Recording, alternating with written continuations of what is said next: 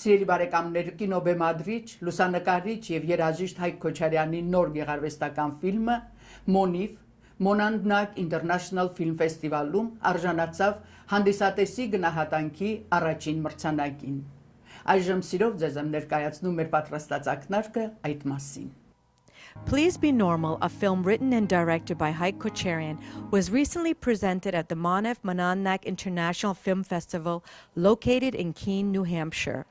As part of the official selection, Please Be Normal was screened in a beautiful and spacious colonial theater seating 900 people. MONIFF, which was funded by Program Director Aaron Wildspien and Executive Director Liana Barakat, was created with the mission to honor cinema as a modern campfire, shining a light on compelling stories where both the filmmaker and the audience come to share their love of film. After a fun opening party where the participants had an opportunity to meet one another, the festival kicked off in high gear with the red carpet opening ceremony.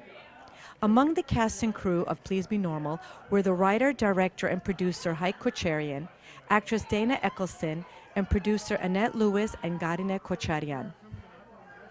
During the festival, Haik Kocharian took part in a panel titled A Conversation on Music and Film. In an engaging discussion, the four panelists, which included moderator Larry Benequist, professor from Keene State College, singer-songwriter Kim Taylor, Michael Hurwitz, composer and producer of music for visual media, and Don Baldini, musician and professor of Keene State College Department of Music. They spoke about a range of topics, including the role and importance of music in film, filmmakers and composers working side by side, and the role of technology in films and music today. Each one of the panelists also spoke about their own creative work and journey. Well, I guess I could say I had two starts in life. First, I was born into a family of two generations of professional actors in Armenia. My father was a painter, director, an actor, my mother an actress. So I grew up exposed to a variety of art forms. When I immigrated to New York at the age of 18 by myself, I already had the photography and the music, which I played since the age of 5, and the film, just because my father has been in over 17 films in me. And it was a phenomenal time in my life. I didn't consider myself a musician or a photographer or anything. We would play in clubs in New York and then go out and take pictures. And, but slowly that formed, and there was this interesting crossroad in my life when I had to decide, what I want to do, what I want to focus on, and suddenly the voice in me, which I really like, said, why don't you just do what you love? And I love playing music, and I love making films, and I love photography, and as I grow, these art forms grow with me, and they become something that I can speak about. To me, and this might sound overly idealistic or perhaps even naive, but an artist, especially if you reach a certain point where your voice is being heard to some degree or is being recognized, that comes with a responsibility. I think that being an artist is not much different than being an elected official, for instance, because people have voted for you in many ways. They believed in you. And they trust you. And I think that gives you a certain platform and that gives you a certain responsibility. And if you are lucky enough to be involved with mediums that have the ability to tell a story, I can bring an example of photography because most of my charitable work is done through photography. Photography is an incredible tool to bring up issues. First of all, it doesn't require much. You just need yourself and your camera. And second, an image can tell a tremendous amount of story. I've worked in Ethiopia with women and children affected with AIDS. I've worked in Nepal with a Buddhist monk that comes from a linkage of Tibetan linkage that is under threat because of China. I've worked in Kenya. I've worked in Rwanda. I've worked in Burundi, it's a long list, for people who have gone through genocide, and you and I have spoken about. And as an Armenian, of course, we perpetually have the pain of a genocide, because as you know, in 1915, 1.5 million Armenians have been slaughtered, and it's to this day have not been recognized by Turkey or United States, for that matter of fact. And we are approaching 100-year anniversary. So the social content of my work is incredibly important to me, because through my talent, I'm able to bring up these issues and share with people. The director and producers of Please Be Normal were also interviewed by the media present at the festival. Thank you. Tell us a little bit about your role in this movie. What made you decide you want to become involved in this project? Well, I mean, first off, I have to say I've never done a movie before. This was my first big project, and I got involved because I really loved the script, and I thought it was a really good project. And Haik came to me and asked if I could help with fundraising, and through that, which was a long process, because for a first-time filmmaker, finding funding is impossible. Challenge, isn't it? Yes. So I got involved. Eventually, I invested some money, and it's been such an enormous learning curve for me. I've enjoyed it tremendously, I have to say. So. And you've been part of the process from the very beginning? Yes, from the very final beginning. From the very beginning, and I was on location the entire time during filming, and it was just fascinating to be a part of it. And tell us a little bit about this movie. It's an interesting movie. The film itself is revolved around a subject of having a first child for a man who is a playwright, but unfortunately an unsuccessful one. And this rather important event in his life of becoming a father has a drastic effect on his being, has an effect on his outlook of life, has an effect on his career that he was hoping to develop as a playwright, has an effect in the physical place where he lives, which is New York City. And he is trying to cope with this. And the way he does it is by trying to first understand the conflict within himself. Because what happens is that there's nothing wrong in a film, really. There's particularly nothing wrong in his character, whose name is Victor, the main character. He has a girlfriend, perhaps to be wife soon, who loves him, who is very focused on putting a family together, creating a nest for the family. He has a father-in-law who is his girlfriend's father, played by Sam Waterston, for that matter of fact, who is very interested in helping this newly formed couple, who is doing everything to help them, to support them financially, buys them a house, offers them to start their own business. All of this creates a tremendous amount of pressure on Victor, and also creates an existential question. Is this what I want? Is this new reality? Is this new life? Is what really ultimately going to make me happy? In the movie, and in a larger philosophical scale, does not have an answer, and that's why the character is struggling. What's important, and this ties to the title of the film, when you say becoming a responsible person, there is a conventional wisdom as to what that means. He had a lot of scenes in which the expression of the moment was all in his face and not necessarily a dialogue, and you know, some scenes that took their time, which was what was so beautiful about it. But was it hard working and directing that, in terms of working with an actor like that at such a sort of an intimate level with the camera? You know, I think the question is less whether it was hard or not, more whether it was possible or not, because it either will work and will be possible, or it simply will not be possible. And by that I mean that there's a limit to how much that as a director you can direct an actor. Like you can express your thoughts, your interpretation, the shot, but ultimately there has to be kind of an unspoken tune-up. You know, both actor and director have to be tuned into that magical space when they instinctively feel that what they have, it's like playing music. It's like you play with your bandmates. You don't have to look at them or see them. You go somewhere else and you connect, and that's the product that the audience hears it.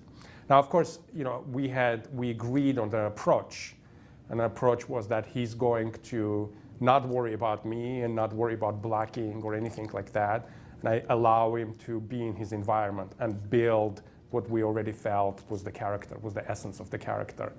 And once he got that down, then the rest was just a question of getting it right and getting the shots right, and it's already a bit of a technical thing. So tell me a little bit about the crew that put this film together and how it came together. Yeah, it's a great question, because unlike other films, when people speak about the crew as sort of the creative body that made the film, in this case, the crew was a risk taker as much as anybody else. I mean, you have to understand that this film is a miracle. I mean, every director would sit in his chair and would say that. But this particular film, it really is a miracle, because we decided to do this film. I mean, we worked for many years trying to, the script and trying to get the attention and so forth. We went through the whole process.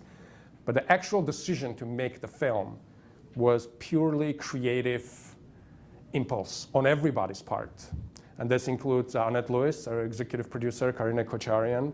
I mean, they took the risk. Good. And what's next for you? Are you writing more scripts, getting ready for your next one? Yeah, I guess, I haven't really spoken about this in public yet, but I am writing a new film. It's in a first draft, and it's about people and animals, let's put it this way. The Saturday screening of Please Be Normal attracted a large and diverse audience and was very well received. In Please Be Normal, New York filmmaker Haik Kocharian created the character of Victor, a struggling young artist in New York City, played by Louis Kamselmi. Also starring Elizabeth Waterston, Dana Eskelsen, and Sam Waterston in this drama set in New York City and Connecticut. Please Be Normal is very much an original film, a bold and visionary reflection on the universal problem of choosing the direction in our lives. Subsequently, after the film, an engaging Q&A took place between the filmmakers and the attending audience. So I have a question. If it's seeing as how there is such little dialogue and it's so strong, visually, it's a very idiosyncratic piece, right? That's really reliant upon nuance, gesture, a cutaway here, a look there, etc. Do you ever find yourself feeling like, I need to move along quicker? How do you exercise that restraint to be like, we're going to hold this moment? One of the important components of this film was that we needed to create a tension without having a very dramatic scenes or violent scenes or anything. And create some sense of discomfort in a film, because our main character is in discomfort, and one of the ways to do it is to, not to slow down, but to create that texture that has a kind of a drag feel to it. If you look at each scene separately, they are slightly longer than they should be, but together as an ensemble, they create a specific texture that creates discomfort, creates tension, creates that sense of suffocation that the main character is feeling. So the speed is intentional, because we're almost moving with real time in a film, and that creates that very unexplainable sense of discomfort. So I think that is achieved in a film. To me, what makes this character interesting is that the conflicts within himself, to a large degree, unresolvable. It will eventually require some sorts of decision that will unavoidably create a void. I believe all of us have a void in us. And that's why it was a conscious decision not to, A, to avoid any kind of moral statement at the end, and B, to create that sense of incompletion and unambiguity to the end, for the audience take their own opinion with it. And me, as a writer-director, I don't give an opinion on it. It is unclear to me also, and perhaps will always be. There is dichotomy in a film. There is nature and there is city. There is simplicity and there is complexity. The quest of the character is to move from complexity to simplicity, back to nature. We all, at least I, instinctively long for back to nature, because there is no nature around me. Back to something that's natural, back to something that's made by divine. On the last night of the festival, an award ceremony took place. The Jonathan Daniels Award was given to a documentary film, Watchers of the Sky, co-directed and produced by Odette Belzberg. The film is about the legacy of a lawyer, Raphael Lepkin, who became a tireless human rights advocate and introduced the word genocide to describe mass slaughter as a crime against humanity. The 1915 Armenian genocide, perpetrated by the Ottoman Turkey, was prominently displayed in the film, which was narrated by current U.S. Ambassador Samantha Power. The film also featured Luis Moreno Ocampo, Chief Prosecutor of the International Criminal Court, was also present in person during the Q&A with the director and the producers. The prestigious Audience Choice Award was given to the film Please Be Normal, which was presented to Haik Kocharian. We would like to congratulate Armenian filmmaker Haik Kocharian for this recognition of his film. At the end, the Monadnock International Film Festival lived up to its tagline, "Movies really matter," by bringing a community together to celebrate the human experience through the magical medium of cinema. We're having a baby, Victor. Have you forgotten that? Things change.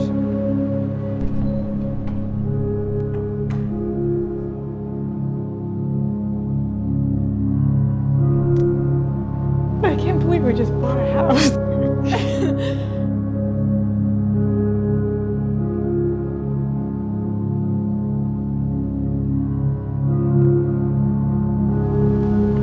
I want my daughter to be happy. You understand me? I'm scared, Vic. Something's gonna go wrong.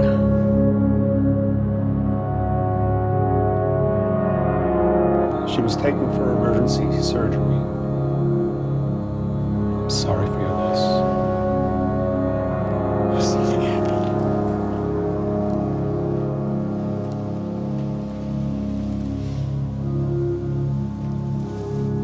God, where are you? Just call me back.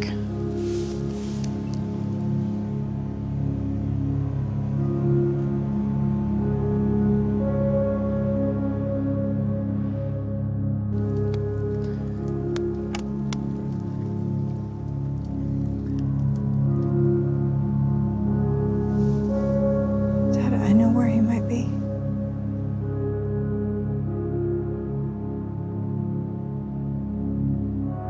Where?